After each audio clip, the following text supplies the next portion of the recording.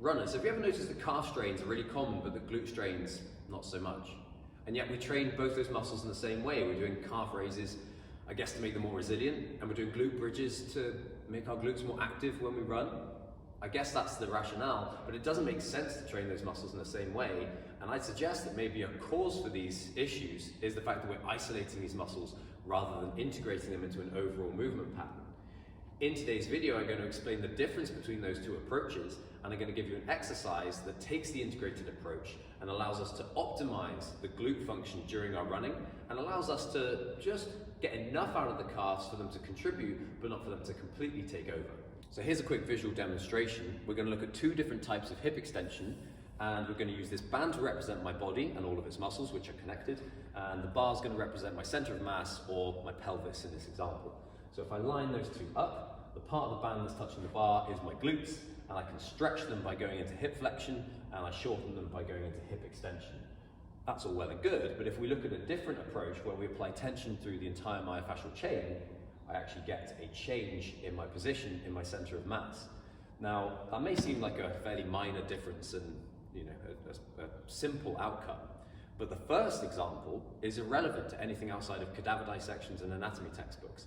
But the second one is the type of function that drives evolutionary processes and has resulted in the human structure as we know it today. So it's probably something that we should pay attention to if we're looking at optimizing muscle function for training or rehab. So you're probably thinking, well, that's all well and good, but how does this help me with my training? So I'm going to go through an exercise that I use all the time that makes use of this integrated idea to train the calves, to train the glutes, and to get the hamstrings in the middle as well. So a big part of the role of the calves and the hamstrings, and any muscle that covers two joints, is to transfer force up the chain into another joint. So for our glutes to get involved during running, we have to have this force transfer. They're a long way from the ground. There's no guarantee that when my foot hits the floor that my glutes are going to provide useful propulsion, unless our calves, hamstrings, knees and ankles are doing the right thing at the right time. And this exercise allows us to practice that. And it's also a really useful screen to see whether or not we're able to do that in a controlled environment, rather than hoping that we get it right with hundreds and thousands of repeated efforts when we're actually running. So here's the setup. I want to have my upper back on the edge of the box, and I'm going to put my hands behind my head so I can relax my neck, and I'm going to put one foot on the wall, and it's going to be right in the middle, so in front of my face, not in front of my hip, but in front of my face, because when I'm running, I want to have my head over my foot for ideal balance. Then I'm going to lift this foot off the ground into this hover. My shin should be about parallel to the ground, and I should feel loads of hamstring. If this is too much, you can keep that foot on the ground to get started with, or you can advance it a little bit by having it on the wall. Both are absolutely fine, but we're going to look at the advanced version here in this video. So I'm going to have my foot hovering, I feel the hamstring, and then I'm going to bridge up like this. And what you'll notice is that I'm trying to time my hips going up with the heel on the wall lifting up at the same time there. So they come up together and they come down together. If you want to really overload the hamstring, you can even add a little bit of a reach for the ground with the hips, and you can roll into the heel on the wall like that, and then roll all the way through the foot.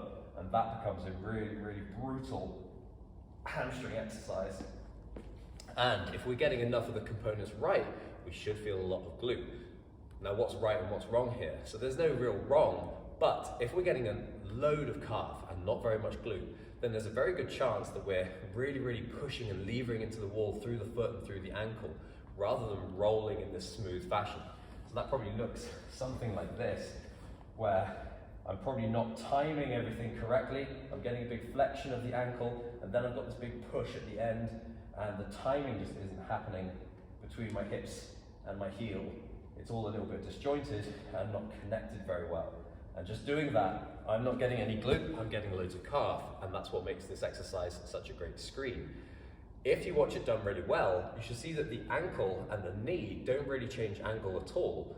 They're allowing the hamstring and the calf to retain stiffness to transfer the force and the pressure from the wall all the way up to my hip, which is doing the moving. So here's a couple of reps done well.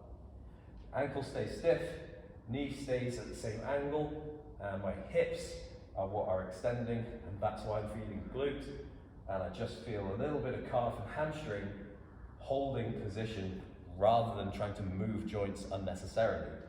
The last thing to focus on here for just ideal execution is the swing leg. So what I usually try to do is start with the knees level, and then as I bridge up, I get my heel and my knee next to each other.